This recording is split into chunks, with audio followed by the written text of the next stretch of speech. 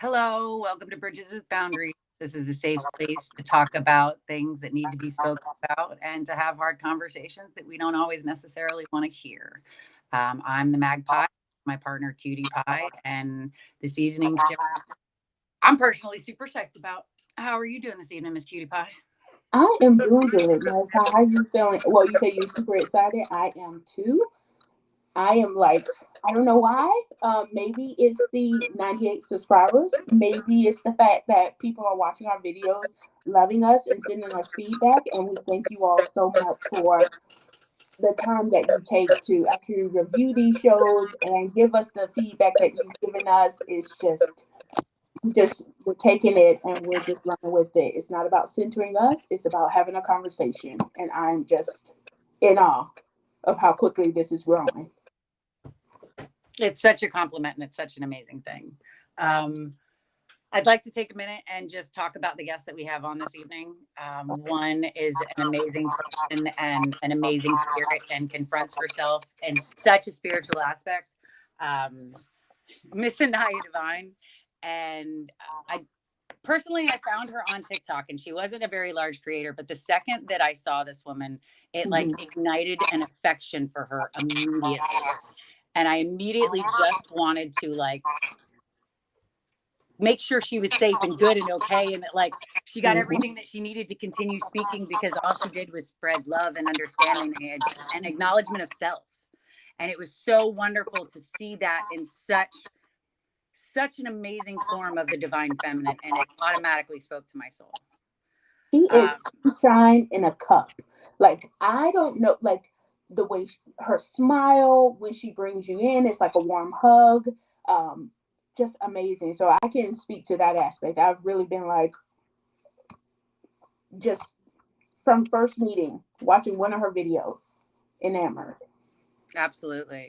And then like I know that I can gush just as much about the next guest as I did on the first guest. And I feel bad that you don't know her as well as I do, because this woman, the way that she puts things into perspective from a neurodivergent aspect, like she doesn't see things and speak the same languages, but she sees the exact same thing and just has a different way of formatting it and a different way of addressing it. And like, spirituality versus vibration and everything being energy, and just the way that I see such transparency and such authenticity in this person, and she is undeniably herself. And I've seen her exist on you. I talk about the neurodivergent Discord every time we come on this place with Kimberly Douglas and how amazing she is to me. I actually met this person in that space. And like there was even like a little bit of cautiousness because I'm crazy and super intense, and this is what I come across all the time. So like it even took me kind of settling down and letting her realize that I'm authentic and this, you're gonna get this all the time, right? For her to like really be comfortable with me in the relationship, and like just having her in my life and benefiting from our conversations as friends. There's no way I can't see people benefiting from listening to her and hearing her perspective and just taking it under consideration that everybody has a different language and finding out your language versus their language and compromising in those spaces. Absolutely. And both of these people have such an amazing way of just appreciating themselves and appreciating the authenticity of themselves in such separate ways that I'm like, what better people to talk about self-care? What better people to bring to the stage and to listen to because of how drastically differently they approach things, but how much they're talking about the same thing. Exactly. I'm so excited. I'm sorry. I'm trying to be professional and not like gush on like girl level. It's hard. I'm trying to hold it together. And there's the kid in the background. She went potty. I heard the toilet flash. It totally distracted me. Let's bring in our guests. Okay. So this is Miss Anaya Devine and Miss Coach Ebony, as I call her. Coach Ebony. Hello. Hello. Welcome to Bridges with Boundaries, ladies. Thank you so much for having me. I totally forgot to put my pronouns in my name. I was totally going to do that too. And I totally forgot and ditched it out because I'm insane and I have to write myself a name. I'm a she or her, and I apologize for that. Too. Yeah, I did that too. But I'm a she, her. Miss Devine is a she or her as well. Yes. Yes, absolutely. how is everyone feeling this evening? Where are we all at? Well, I guess I can start. I'm just really excited to be here. I'm excited to be a part of this project. And I'm just excited to be in a safe space where we can share and just be authentic and honest about our self-care journeys because it's never over. It's a journey that we work on and work throughout each and every day. And so I'm just glad to be a part of that and be able to talk about my experience. Yes, ma'am. Coach Ebony? How about you, Miss Coach Ebony? It's so weird to like try to not just call you Coach Ebony. Yeah, just call me Ebony. It's totally okay. I'm totally not being coached tonight. I have the privilege of being able to have a conversation with 4 amazing people. I'm excited about that. And when women get together and share their truth and connect through truth, powerful things happen. So I'm very jazzed about this conversation and wherever it's gonna go. Me too. Me too. Well, awesome. Tonight's conversation is about self-care, and we are focusing on the divine feminine within the Black community. So at this point, I'm just going to ask Cutie Pie, like, what are things that you believe are important within that community, and how would you like to start this conversation? Well, let's start it with finding one's authentic self, because you can't take care of anyone else until you take care of self first. So I think talking about ways that we experience or we enjoy our own self-care through our journey. For me, self-care is knowing or setting boundaries with people. I have navigated the world in such a space where I've always been, and it's the Southerner in me, been accommodating, been nice, been taught all of the etiquettes, of being a lady and being eloquent and such. But I didn't realize through those years how much trauma I've invited upon myself by trying to make nice or being friendly to everyone. So me learning now that I need to set boundaries with people. If I feel uncomfortable, I need to sit in that and own that, because as a woman, that's part of my intuition, and I should never silence that voice. So setting clear and concise boundaries with people is one way I promote self-care within myself. And of course, I would love to hear you ladies as far as how you do your self-care. Sure. Well, for me, and I think I shared with you all privately that I come from a religious background. My parents are pastors and they've been pastors for 33 years. And so, people pleasing and seeking validation from a lot of people outside of myself was something I kind of did without knowing. It wasn't until I was about to be 30, had 4 children, and was facing a divorce that I really had to find who I was outside of being a minister, wife, and a mother. I had to identify what I was outside of those things. And so I kind of, my divorce kind of propelled me into a journey of self-care and self-discovery. And in that, a lot of the nuggets that I've gotten out of that journey are, one, that it is okay to be a villain in somebody else's story because you know and hold on to the truth of who you are. 2 is that, happiness is something I create in my own kitchen. It's not anybody else's responsibility but mine. It lies on my shoulders. And it is a time-consuming process. It is a process where all the necessary ingredients have to be put together correctly. It's on me. It's not about anybody else. So that's one of the things I've had to learn on my self-care journey. Another one is rest. Taking the time to rest. I will have to say that, especially in our community, we are the ride or die workhorses of it all. We ride or die until the wheels fall off, and then we ride or die some more. And what I've had to learn is that it is okay for me to say no. It's okay for me to take a day and just sit with myself, by myself, and know that I'm making progress, handling myself, and that nobody knows me. And so I had to give myself permission to deal with me. You know what I mean? But I think self-forgiveness is a big thing for us as well. We're so easily able to forgive other people, but we don't show ourselves that same grace and forgiveness. And so those are some of the things that I've utilized on my journey, and really just in a place of opinions are opinions, but what do I know about me? And that's really it. There's a quote that I love, and I can't remember the author at this moment, but it talks about how most of us are walking quotations. Most of us are identified by our trauma. And so I had to really identify who is Anaya outside of my trauma. Because sometimes we can cling so much to what we've been through that we don't know and can identify with who we are outside of that. And so I had to find out, who am I outside of a struggling single mother of 4 children? That's not my story. That's a part of it, but who am I outside of that?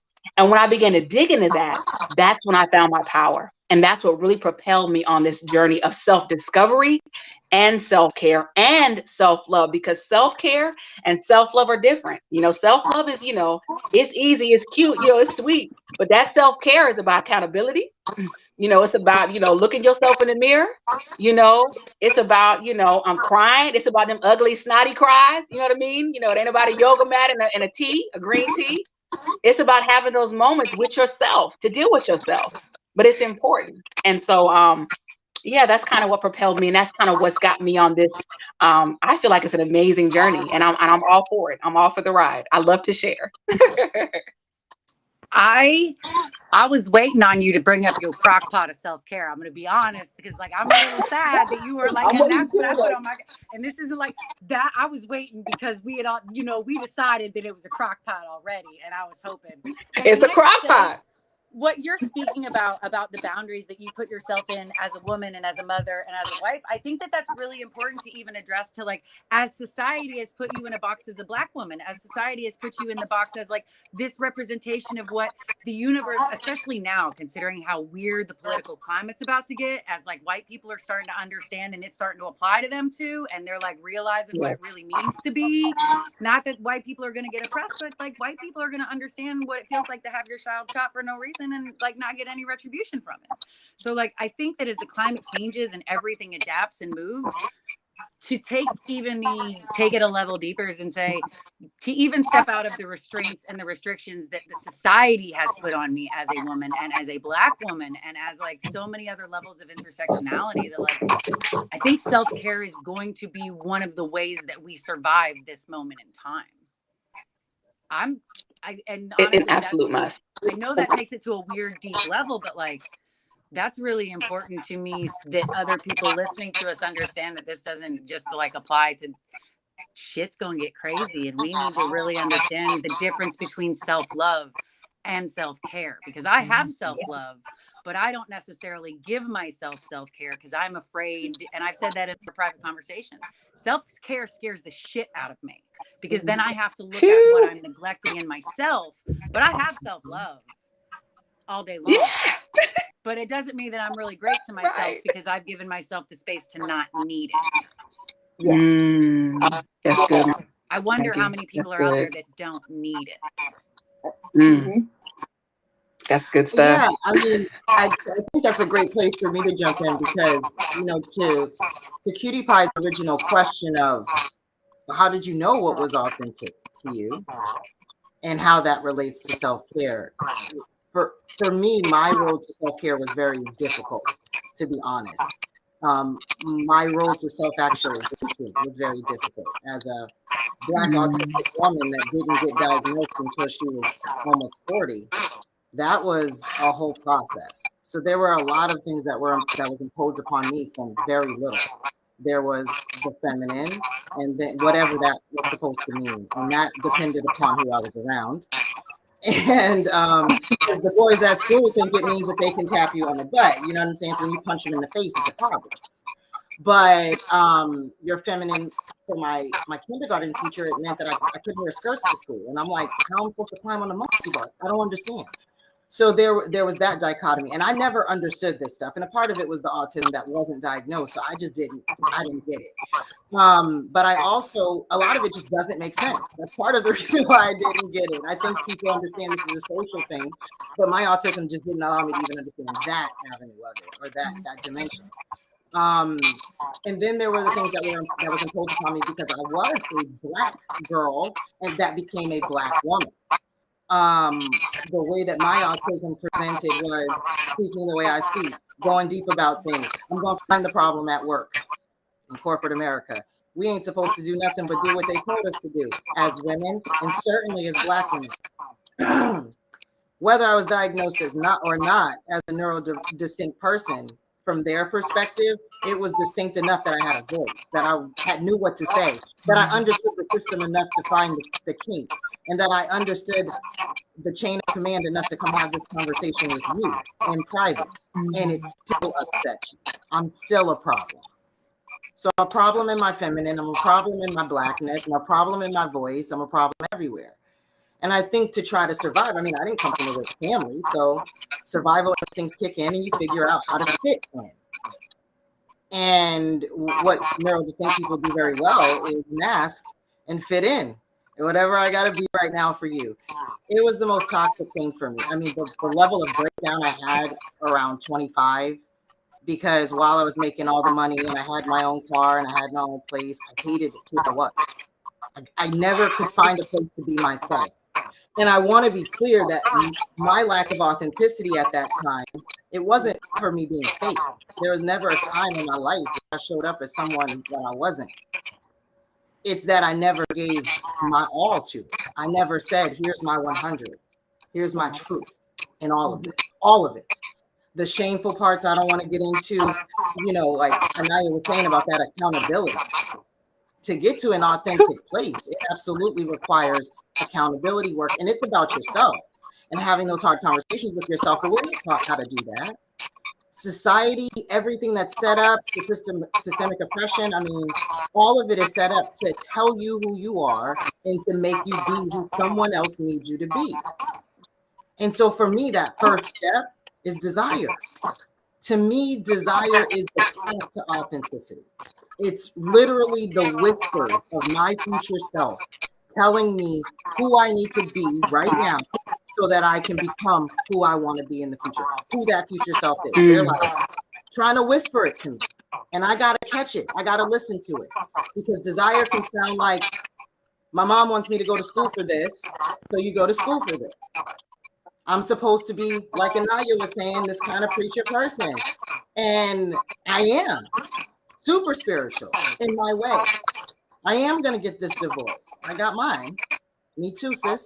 You know what I mean? Like, but when society and everything external to you tells you, none of this is right, none of you is right, everything you do is wrong, you're too much, you're saying too much, you're being too much, everything about you is just wrong. Well, you retreat. You start to deny your difference. The parts of you that you feel like people won't like, you start to throw it in a little attic. Then you lose the key to the attic because you locked it away because somebody came over one day and you don't want them to see it. And then when you need those things, because that was your superpower. That's what allowed you to see the things that you saw, to create these boundaries that y'all are talking about. And all of it starts with desire. But we think of desire like, oh, I desire someone, I desire a thing. No, you are full of desire that speaks to your authenticity. It's telling you who you want to be, where you're going, what you want to do. And so that to me is how I had to learn that. When I had my breakdown and I went through my mental health, 6 years of work, and then I did 6 years of coaching, for me, it was really getting clear in what do you really want? From what is your favorite color, all the way to what type of people do you want to be in community with? And why? Is this selfish? Do you have something to add? What is this?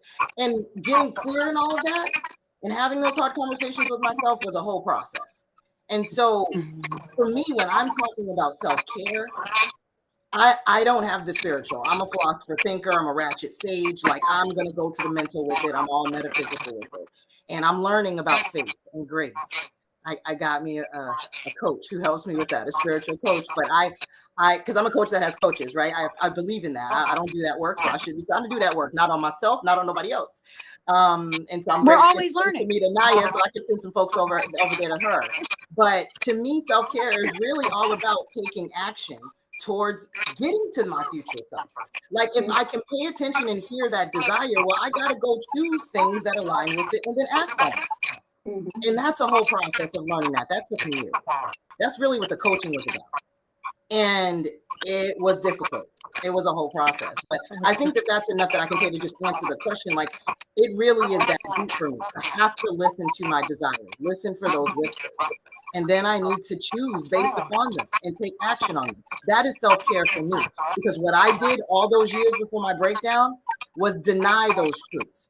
Did not listen to the whisper, just silence them, replace them with other people's truths. Oh, well, they're doing that. Well, that's how she got the promotion. Let me do that. Let me be that. And then I had a breakdown and I was like, well, I ain't got shit anyway. Oh, I don't know if we can swear on this, but I don't have nothing anyway. So start with what you do have. And that's when I started unpacking the house and finding the stuff in the attic and being like, yo, you bad. I like you. Where you been? Why you let them tell you that you wasn't good enough? Why you let them silence you? And that had a lot to do with the blackness. It had a lot to do with the autism too. That wasn't even diagnosed at the point. But it had a lot to do with me just reclaiming me in all of the intersections of me. Yes, I use big words. Yes, I go deep. Yes, you might have not thought about it from this perspective, but I did. And I'm here to share it with you. That's my truth. And being able to stand as one of my favorite Black femmes, Tamala Gordon, says, 10 toes down, deep in it. I got to try to do that. That's self-care for me. And all the extra stuff that comes with it is a part of the desire. I desire to get my nails done. I desire to go get a wax done. Yes, that's what I desire. But it has nothing to do to me with taking action towards that future self. I might want to look good because I'm about to go speak somewhere. Because my future self wants me to speak, but I wanted to speak somewhere for that reason, and I want to show up that way because I desire to be that person. That's how I want to show up. That was how I had to approach it for me to be able to survive it, because I didn't have the spiritual perspective that Anaya has and is going to gift us with. And I started to follow you the other day because I was like, I need some of that in my life, because you can't only get there through the mental, but I know you can find your desire by going into your body and being real with yourself. Call a thing a thing. You know what I mean? Kind of thing. Oh, that was good, child. Oh, I need my teacup on that. I need my teacup. And that's like, to me, that's an amazing example of the same thing being spoken in two different languages. How are you feeling about all this, Miss Cutie Pie? I am really taking it all in. Anaya, you added another caveat, the self-love. And as we were talking, I was processing that. And it's like, yeah, the ways I've shown myself self-love. There are a lot of times where we have these stories or these things that happen in our life where we always seek for a completion. I don't know if that's just a human thing or if that's a Quinn thing, but there's always this seeking for completion. But in life, you will learn that some stories just end abruptly. Some people just got to go for you to move forward or to learn a lesson, whatever that may be. So self-love comes from, I had to learn to almost create my own closure in bad relationships or friendships in order for me to move on. So I didn't get stuck. You can't come and bring all your trauma or lay something at my feet. It's like, okay, a friendship didn't work. You'll see me walk away before I sit here and cry and plead for you back. I will, okay, it didn't work. I will reckon with that some kind of way to move forward. Because to me, I don't want to, I feel as Black women, and actually if you look at the Black community as a whole, we learn so many things late in life. Our development is so delayed because we're trying to navigate the comfort of the majority. So a lot of what we've learned is through assimilation. or whatever traumas our parents went through. So now, lessons we should have learned probably at 18, 20, we're learning 30, 40. And it's to no fault of our own, because you can't fault yourself. When you don't know, you don't know.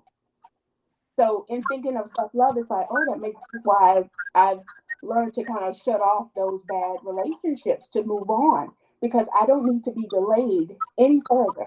Like, I have a destination to get to. I don't need anyone else stopping me because I'm already behind. So I'm still trying to run to catch up.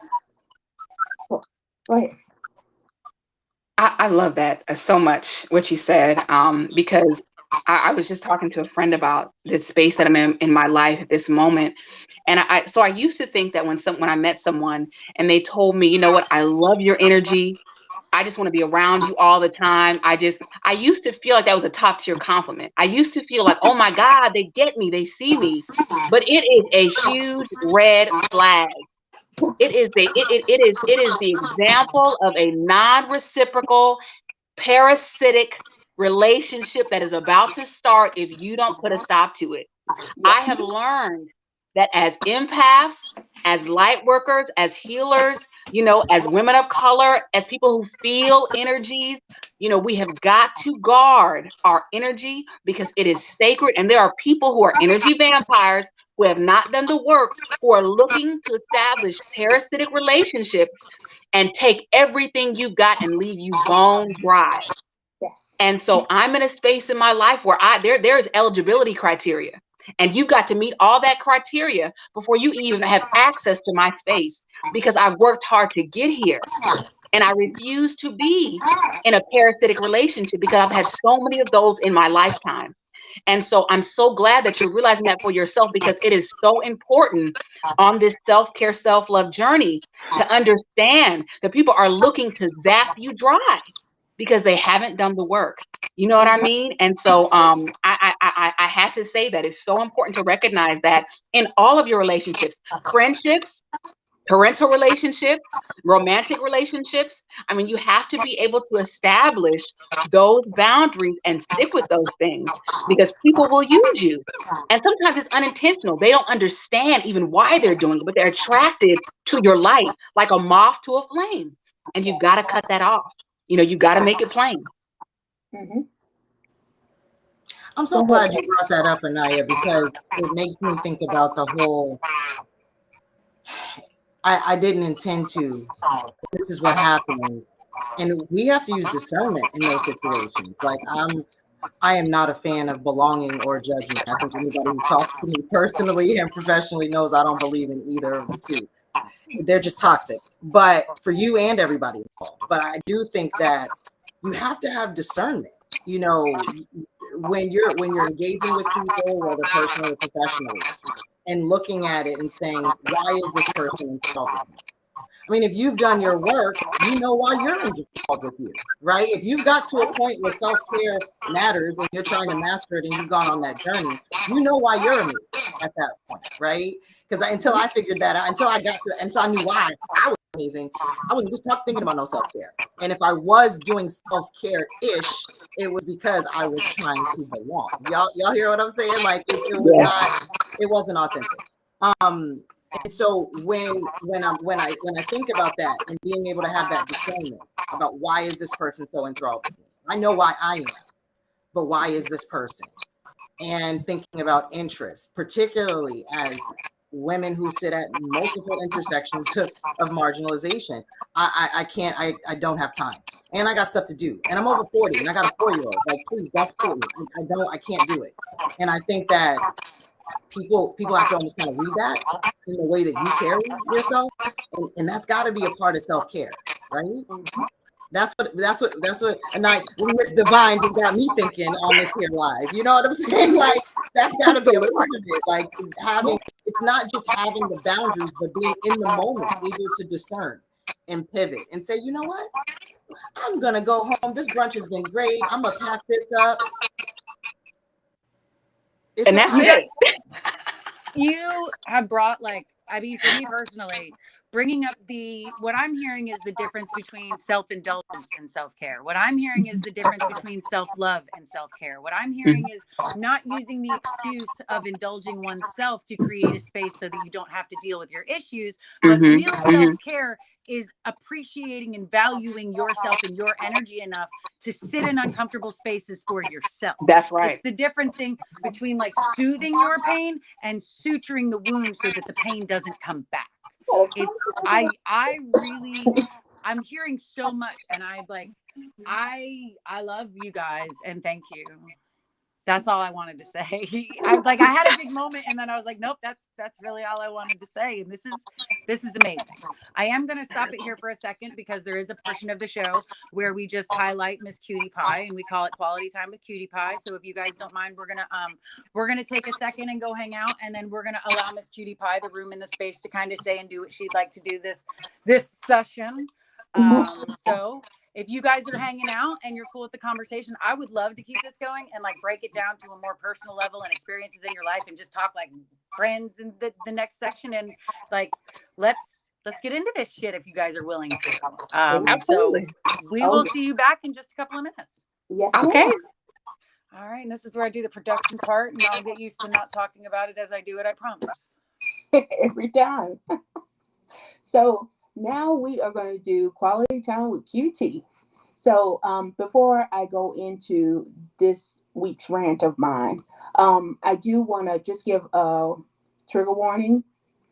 I'm going to talk about some graphic events, topics on domestic violence, as well as child abuse, even to murder. So first thing in this week, we had the Julius Jones protest that went on. And thanks to all of you who have signed the petition, who actually went boots on the ground to the protest, we got we did get clemency, as you can see on the screen. So I am counting that as a victory. I do want to mention, however, it's still a small victory because he's still an innocent man with life in prison. So our journey has just started in regards to helping him and many others that are in the system that shouldn't be there. Next topic. I pause because this is Kyle Rittenhouse. So someone who actually committed murders and actually maimed someone. I want to bring this up, not so much for him, but to give honor to those that have been hurt by him, lost their lives. And I am really feeling for those families. It's all about Gage Grosskreutz. I hope I said his name correctly. He was maimed in Kyle's attack, and also the deceased young man, Anthony Huber, as well as Joseph Rosenbaum.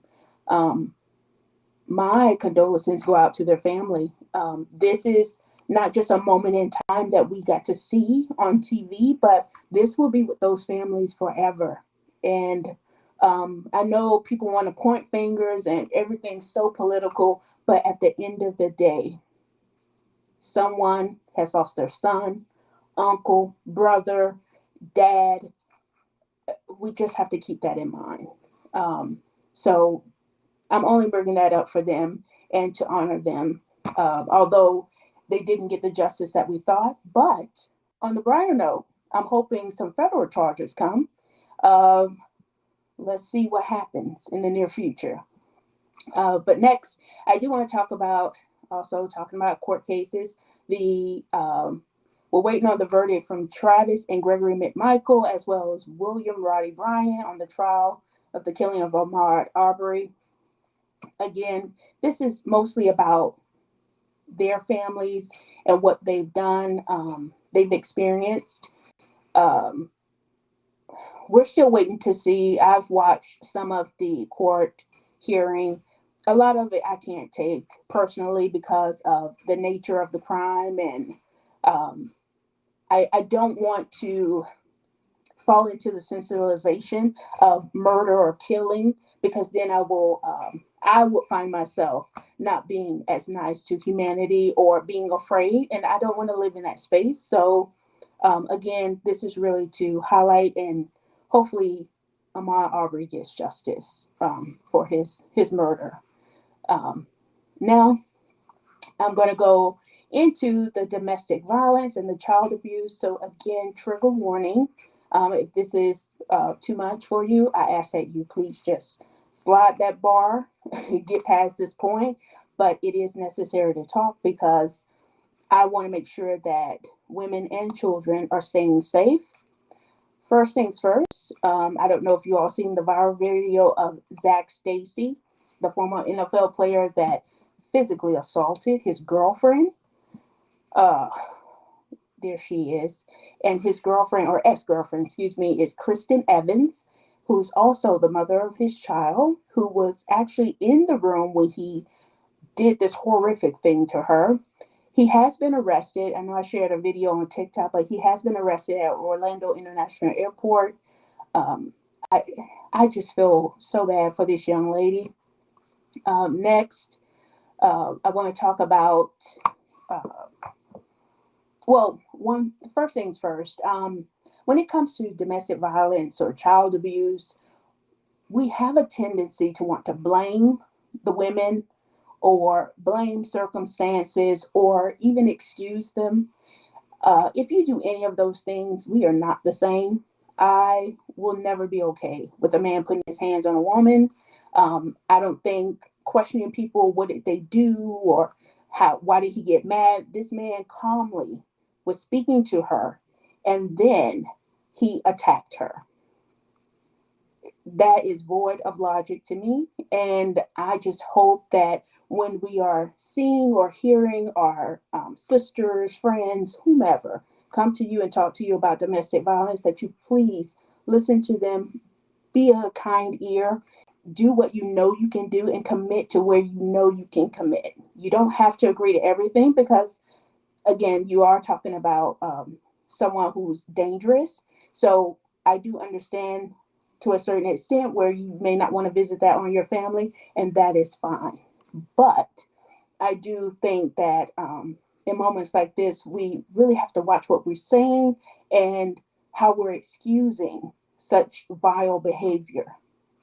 And next, I'm going to switch subjects. I'm going to go to the baby and Danny Lee. And the baby made a very public live where he was breaking up, or I don't know what you would call it, with his girlfriend. Danny Lee, who is actually the mother of his 3-month-old child. There was some controversy about this couple because there was a bit of colorism where Danny Lee made fun of his dark skin or darker complected baby mothers, saying that he would want a yellow bone or a yellow chick or something to that effect. So there's been a lot of talks online about this conversation, how it went down. She should have knew better. She should have known better. And it's again back to that verbiage where it's like, listen, I know that no one goes into a relationship thinking that they are hooking up with someone that is potentially dangerous or someone that would embarrass them online. So that's one part of it. But flip side, I do also want to mention, as women, I think it's very important that we are protecting each other. There is no reason for you to be okay with someone picking you simply because of your race or your skin color. That devaluing of his baby mother or the first baby's mother, and you being okay with that, many things can be true at once. So going in, knowing that you've witnessed a man brutalize or talk about or even cheat with you to be with you, and then he turns around and does the same thing, yet you want sympathy, people will talk. I personally think it's a very sad situation because at the end of the day, these are women that have babies with this man. And everybody's looking to him as if he's some sort of hero or that he can just walk through the leaves, and we point fingers at the women. And I indeed don't think that's okay. And I would love for women to stop hurting women in this manner as well. Because again, like I mentioned, colorism doesn't matter about your color. This young man is narcissistic, and that is the thing that needs to be addressed in this situation. And the fact that he could be so cold as to come online and to put his baby mother out by calling the cops. Insane. And then last but not least, I want to switch over to the real Voodoo Bay. On TikTok, she actually exposed Silverback 907, also Jay Smith. Um, he has a new account. So, special alert, if you see this account, please know that that is Silverback 907. He actually abused his stepchildren, and he actually went to prison for it. And I'm sorry, Maggie, do you have the video of that? I will. I wonder if it'll play on here. If you haven't seen it, we are. Never ever did I think that this would be the first video that I'd have to make coming back from Africa. But I don't like being lied to. And I certainly don't like child abusers. I got a few questions for you, Silverback. And for anybody watching this video, trigger warning. Child abuse, it ain't nothing nice to look at. You want to explain this? Or this? Try explaining this. Explain to me and the people how this happened. What's abundantly clear to me is that you were so clear about the monsters that you talked about because you, in fact, are the monster in the room. Because see, unlike you, the person that you're pretending to be, I am for real. I actually protect Black women and children. And I don't care who you are, how much I cared about you, what we were supposed to be, or the relationship we were supposed to have. If I find out that you are the very things that I am fighting against, I will stop at nothing to make sure you and anyone like you doesn't hurt women and children. And I will certainly make sure that you don't get on this platform and lie and pretend to be something that you're not. And to all y'all watching this video, I want to say this to you. This wasn't easy for me to do. This was hard. Finding out that a man that I actually cared about and respected was actually a child abuser was painful. But this is what integrity is about. This is what this is the junction where being who you say you are becomes who you actually are. And I don't care the nature of the relationship. If you find out that somebody in your life is an abuser of any kind, speak up, speak out. This is the reason why this kind of abuse continues, because people hide this shit and protect these people. Well, guess what? It won't be me.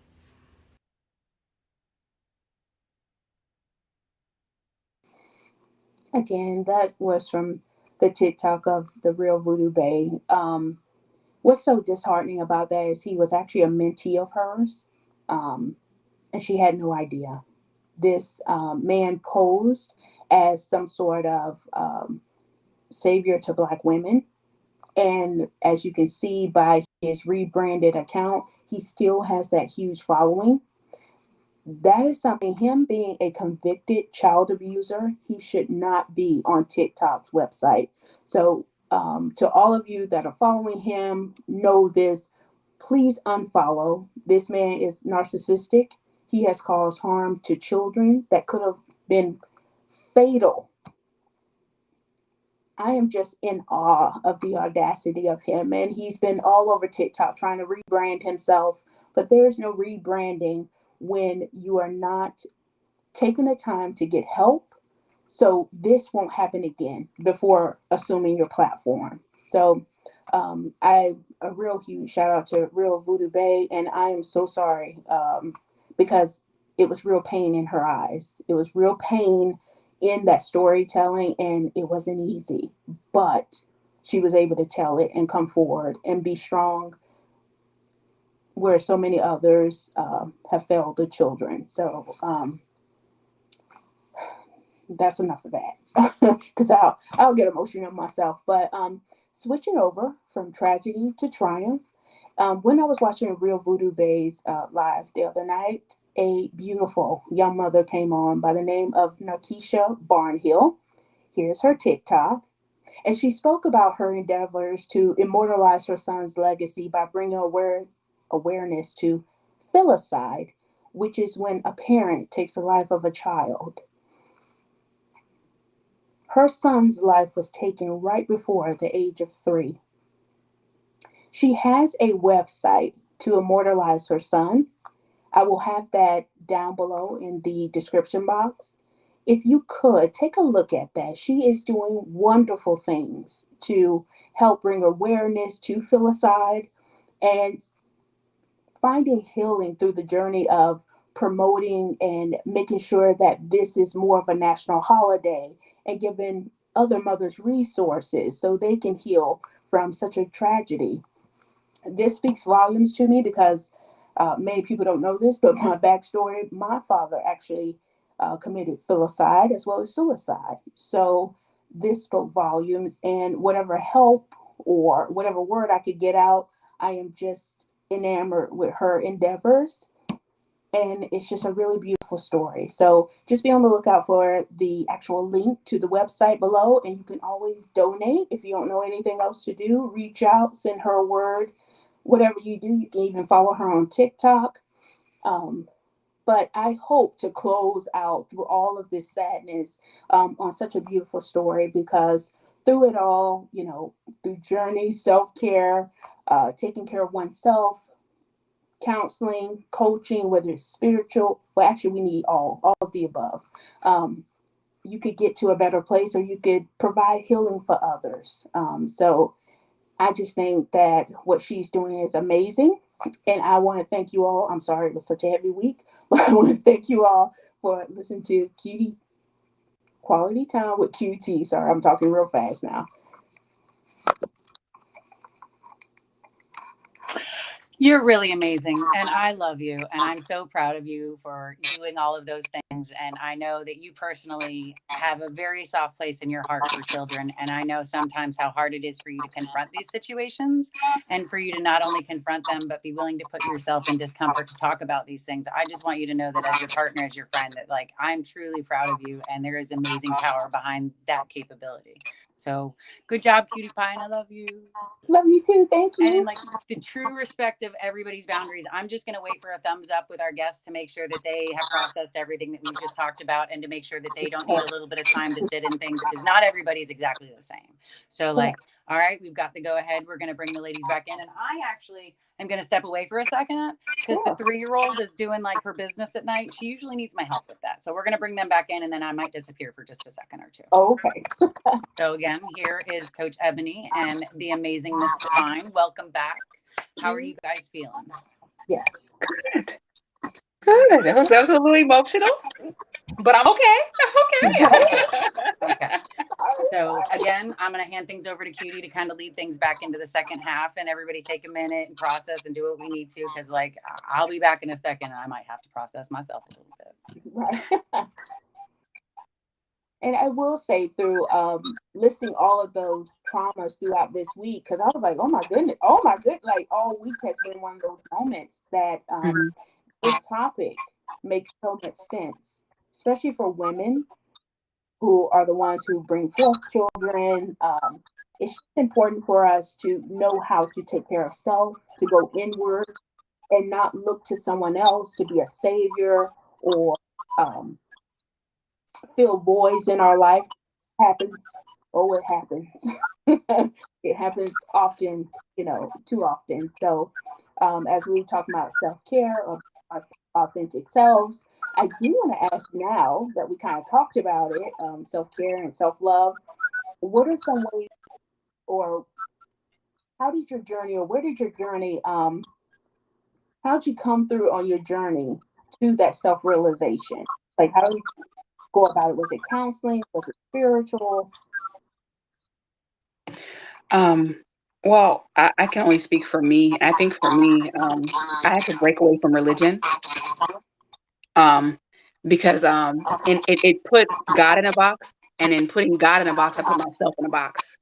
And so when I broke away from that and realized that, I think religion is the concept is a fishbowl, and you're inside of that fishbowl. I think spirituality is you're in the ocean and you're a part of the ocean and you're a wave, but that wave doesn't separate you from the ocean, which is divine energy, which is spirit, which is everything that we encompass in who we are.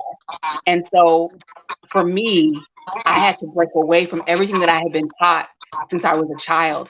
And, a lot of the things that we're scared to talk about, especially in the Black church, I had to really kind of break away from some of those things and define who divine source is, define who the most high is for me, um, and define what my walk and my journey is going to be like, and not have it be taught to me or be told to me or be put into this, you know, image of perfection that I am not, to give myself permission to be flawed but still worthy as a motherfucker. I'm sorry if we can we cuss on your child? Because listen, if you follow me, I cuss every now and then. You can do But to anything you understand, want to as long as you're not okay, disrespectful. Just don't. okay, Yeah, you're good. I love okay, you. You do whatever you want to. okay. To understand that yes, I am flawed, but I am still worthy. And then really, what is a flaw? What is that? What does that mean? What does that mean? You know what I mean? Besides me just being exactly who my creator made me to be and fully owning every aspect of that and understanding that the right person or right people who are supposed to be in my space will not see my quote unquote flaws as issues or things that are a problem, but as you know what? That's a museum that I need to find out and get a ticket to. She done been through some things. I can learn from some of the things she's been through. I can grow. I can process. Let me get a VIP ticket to her show. You know what I mean? Let me find out what exactly has helped her to be the glue and keep her together. You know what I mean? So is it really a flaw? Or is it just, me being who I am and owning everything, including the bad things, the good things, the things that weren't so great? They're all a part of who makes me the magnificent being that I am. And so for me, I had to break away from religion, taking myself out of a box and in this fishbowl and realizing that I am a wave that is connected to the ocean, which is divine source and divine spirit, and I can create anything that I want in my life because I have the power to do so in here. And that's just what it is. That was my journey. That was what I had to do for me. I love it. It reminds me of something that I've always said and thought about, but it never really sealed itself until I became an adult. There's this thing where I was like, I love you. I love you because of your flaws, not in spite of them, because spite breeds resentment. If I accepted you in spite of your flaws, then I would not be loving every aspect of you. I would be loving the things I'm willing to accept. And then I would expect you to change those things because I'm not comfortable with them. I love all of Cutie Pie's flaws. It makes her different from who she is. And she loves all of my flaws. It changes the perspective on things. You have to love me because of these things. Period. That's so key. And I just share this last thing too, is that you have to really define what love is, because I'm at a place in my life where if you say you love me, it's not conditional. It's not based off I fit into the box that you want me to fit into. It's not based on if I do what you want me to do or if I act in the perfect image that you think in your mind I should be, because that's not about you. It's about me. So I don't need conditional love in my space or in my circle. I need someone who allows me to be me authentically. And we can have a conversation, but you can't change me because I'm who I am. So love me, all of me. That's what I expect. That's what I demand. And if I can't get that, then you are just not meant to be in my space, because my love isn't conditional. And so I don't like conditions put on, the love that people have for me. I don't like that. I don't walk in that. That snaps. I mean, when I think about what was my journey, I think I shared a little bit of it earlier. It was a breakdown. I mean, because when you keep denying your gifts and then you're out here doing so much trying to achieve them, I don't know that this was my neural distinction, but it was just me being authentically distinct. I had things I wanted to do. I had a master plan. I was on it. We might have been poor, but like my mom raised me right. I was about to do something with my life. and all of the different roadblocks. And some of it was systemic, but also a lot of it was modeling for people the wrong way to treat me. And that what I love about what Anaya is saying is that when you start to create those boundaries, you have to have a sense of, well, who am I and what are my rules? What matters to me? And what do I say no to me? And that's one of the things I always tell my clients is that, like, your self-honoring boundaries are for you. People think they're for other people. They're for you. So if you're modeling how this is how I treat myself, this is what I'm willing to do, what situations I'm willing to put myself into. If I said no to it for me, of course I'm gonna say no to you. And there is some self-care in that. There really is. And when I think, one of the other things that it got me thinking about was defining for self. That was another big part. So going through therapy was to repair the mind, because I had severed it with my breakdown, and there was a lot of stuff going on there, a lot of, mental health issues. But after that, once I had did some healing there, then it was like, you got to have some honest conversations with yourself about how you got here. And that was its own healing process. That's when I learned how to have a hard conversation. So that was like the second thing: break down, heal the mind, and learn how to have a hard conversation. But lastly, it was learning how to define things for myself. Because the way I slipped into denying my difference, the way I slipped into me being inauthentic and ashy and not being myself, the lotion to that was to define things for me, not just what I desire. Who is this future self? It's not about a master plan, because you can't control anything, but you know what you want, and you know where you're trying to go. You can focus only on that. You can only have people in your sphere that have something to do with that are encouraging that, supporting it. Right? It doesn't mean people have to be always on your bandwagon and doing things for you, but you can't be inhibiting what I'm trying to do and how I'm trying to get to this future self. I'm not going to let you do that, because I don't let me do that. And you have to be able to define what that is. And without defining what is love, what is peace for me, what brings me joy, what makes me bust a nut, all those things, if you're not clear on those things, you're not going to be able to have boundaries in the bedroom, in the boardroom, when you by yourself, because you don't have them by yourself. You can't have them with other people. So I think about that was a big part of it for me, was learning how to formulate those definitions and stand in them and say, no, this is actually the way I see it. So to me, that was violent. I'm not going to judge you or make you feel the same way, but I need you to know that that's what's up for me. Oh, you can't accept it? That's what's up for me? Okay, I'm going over here, because I've learned how to treat me. I no longer, like Ms. Devine said earlier, it is not your responsibility to make me happy. And I'm gonna keep it real. It was my partner that told me that. I was 14, but he definitely told me around 27. We have been living together for a few years, and he was just like, I need you to go get a life. Like, I have friends. I'm gonna need you to have friends. I want to watch this show. You don't want to watch it. I don't need to watch something that you want to watch. Why don't you go find something you want to watch? And it was this. I know what that is. And that was around the time when I was in therapy. So having it was like Ms. Devine said, it is a journey. It is not something that you just do overnight. And at every stage, I was celebrating and proud of myself the whole way, because with every incremental part of the journey, it is a whole healing. And you almost kind of feel like I have arrived. Until you see that small little bit of ashiness, and you're like, all right, I need some lotion. So let me go clear this up. I don't want to be in here ashy in these streets. And to me, that's what that journey was like for me. I do think we all get there in our own way. I do think it's a process either way. Like, I don't think anybody has, oh, I did this and then I did that, and now it's fine. I think everybody got a 5, 6, 7, 12, 46. That's what happened to me.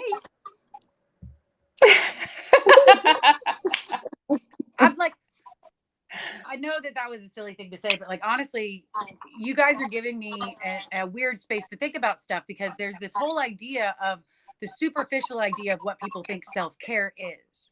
But that almost gives you the space and the transparency to learn enough about yourself to step into the space where the superficial self-care leads to self-love, leads to self-evaluation and searching, which leads to the actuality of what self-care truly can be.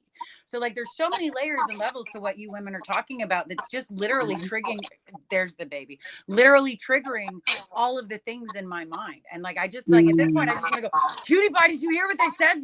Let's talk about it. And like this is the self-love thing, and like we got to do the superficial things and choose ourselves first so that we can see who we are, so that we can do all the things that they're talking about. Right. Yeah. Is that crazy? It's so good. It's so good. And it's so worth it. You know, it's so worth it. It's painful. It's not easy. You know, there are good days, there are bad days. But man, I love what you said, Coach Ebony, congratulate yourself on the small wins. It's like, you know what? I did that. You know what I mean? Celebrating the small things because they're really still wins. You know what I'm saying? And then saying, okay, hold up. There was a trigger. Let's dig into that and figure out what's going on. Why I got a little anxiety behind that? Why am I getting a little, what's happening? Why my eye twitching? What's going on? Digging into those things, but still giving yourself grace. And I've learned that for me has been huge. I know how to give Anaya Devine some grace because I will never be perfection. I have 4 children. There's one of me. I will never be everything that every one of them needs. But you know what? There's grace, and there's the Most High who can come in and be exactly what everybody needs because omnipresent. So I'm just myself. You know what I mean? But I give myself grace in everything because we are not perfection. We are all works in progress, but it is beautiful. It's a beautiful work in progress. It's a beautiful journey. And grace is essential every step of the way. That regret word, I hate that word. I can't stand it because I don't have any regrets. I have lessons, you know what I mean? And I have blessings. That's it. That's all. I don't regret anything that's happened, even the rough parts, because it ain't been peaches and cream. But I learned a lesson and I've got blessings. And so I don't do regret. I don't look back and say, oh my God, I wish. No, it wasn't easy for me now. I got some scars. But these scars are things that I help to encourage other people with. These scars are a reminder of my strength and tenacity. Because baby, if I can make it through that shit right here, whatever coming, it ain't ready for me. It ain't ready for me. It ain't ready. Say that. Whatever I put myself through, I'm the only motherfucker who got myself through it. Come on. I don't care where I put myself in this world or what I have done to myself, because those were choices that I made with the universe, and I was the only motherfucker who was wiping my ass while I was doing it. So whatever I put myself through, I got myself through, and I'm gonna give myself the validation for it. Come on. I got me. So yeah. I will say this. I have and this is years in the making. I'm 40-some years old. It's years in the making. But I will tell anyone, it's like we've lived lifetimes. Most people put things in, oh, life is like a book, a chapter. No, lifetimes. There is a part, you can encapsulate some of those moments in your life where it was like a new awakening, a new rebirth. As time goes on, you're just constantly in rebirth mode. And to give yourself, like you said, that grace of knowing, you know what, I didn't do it right yesterday. That's okay. That's okay. I just gotta put a stop to it, move on. And a lot of us don't go inward to make those connections. And then we wonder why. Well, why is this person talking to me this way? Or why are they doing that? Go inward. What am I attracting? What am I, we know all the philosophical things. That's all it is. It's like, okay, I know that to get to or to transcend or to the goal of mine, it's like, okay, it's going to take some work. It's going to take some time. My irrational self likes to jump and go and do stuff. But sometimes the timing don't be right in those processes. So I have to catch myself. And it's like, you haven't learned all you need to know to get there. So constantly having those talks with myself as saying, you know what? If it's not working, there's a reason it's not working. What are you not doing? Or what did you miss? And then I have to go back and then check. And indeed, I missed something. It's that simple. That's so good. I love this quote. I'll just say this lastly. Oh, go ahead, Ebony. I'm sorry, boo. I think there might be a lag. I'm so sorry. One of my favorite things, and I'll be brief, is the reframe. You know, looking at things and going, well, you know, yeah, I fucked up, but I done fucked up a lot of times, and I'm still alive. My baby's still alive. The house is still here. It isn't burned down. Like, really, because my anxiety, right, having a anxiety disorder, I'll be like, oh, it's all gonna fall apart, and it's like, no, I need to remind myself sometimes before I can even get to the celebration. I gotta remind myself that, like, oh, this has happened before. And you killed it anyway. Like, you had great days after that. And I think that's where the celebration comes in. Like, if you don't do that, what you remember is, oh, something happened. Oh, something happened. Oh, oppression. Oh, they fucked me over. Oh, that person wasn't true. Instead of, when I came back, oh, and that, oh, and that is a whole, that reframe has been a big part of staying true to myself, but also having self-care in those moments where it just all goes to shit. And there's nothing I could do about it. Or there was something I could have did about it and I didn't. You know, like, I've done that before. But I will next time. That's it. That's so good. That's so good. I was gonna say that one of my favorite quotes is in a society that profits off of self-hate, loving yourself is an act of rebellion. And I always think of that in the midst of every situation when it comes to self-care, is that loving yourself is a quiet, sometimes heart-wrenching, sometimes it's loud, sometimes it's soft, but it is an act of rebellion in a society that is built around shaming yourself for mistakes, self-doubt. You know, I'm looking at all these different bodies and looking at yourself and saying, I'm not enough. In a society that profits off of these things, loving yourself as yourself is an act of rebellion. And that is what I live my life by. I am a rebel with a cause, and I will forever fight for that. I am a rebel who is fighting to love every aspect of what the Most High created me to be. And that's just that. Yes, ma'am. I'm just gonna use that moment because, like, I was gonna quote Maya Angelou's the whole "when you know better, you do better" thing and stuff. But you've taken it to another level of, like, understanding that I've always truly believed that the true rebellion within the divine feminine of the Black community and the true rebellion of the divine feminine within the indigenous communities is your fucking existence. Like, regardless of any genocide, regardless of any slave trade, regardless of anything, the people who are in your bloodlines are the people who did what the fuck it took to exist in those spaces that we will never understand. You three women literally represent rebellion in your physical form of just existing. I get so mad at people when they're like, well, what are you doing? Like, somebody fucking asked that to Cutie Pie one day, and I looked at that person, I was like, are you really asking a Black woman what she's doing for her own fucking community?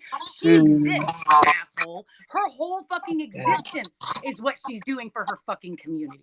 It sends me to such a level of, like, not only understanding that, like, my satisfaction and my success in this world that wants to oppress me, but your fucking existence is rebellion. And anybody who wants to push it past that can talk to me, because y'all have been talking a lot and nobody fucking bothered to listen then. So you exist because of rebellion. You are the bloodlines of who the fuck is not going to give a fuck, and we will continue. Period. End of story.